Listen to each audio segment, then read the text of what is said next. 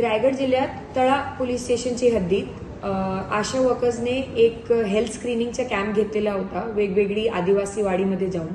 तिथे त्यांचे 10 दिवस पूर्वी असं लक्षात आलं की 5 अल्पवयीन मुली गरोदर आहेत.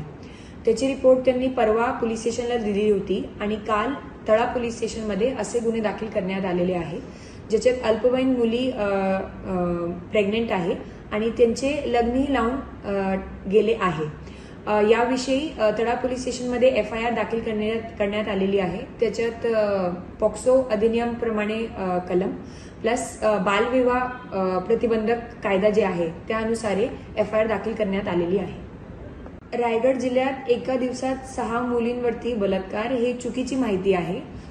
जसं मी सूचना दिली की तळा पोलीस स्टेशनमध्ये हे FIR दाखल करण्यात आलेली आहे.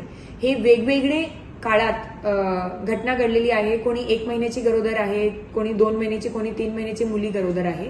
आणि याच्यात महत्वाचं हे आहे की पोलीस आणि आरोग्य विभागाने याच्यात पुढाकार घेऊन गुन्हा दाखल केलेले आहे.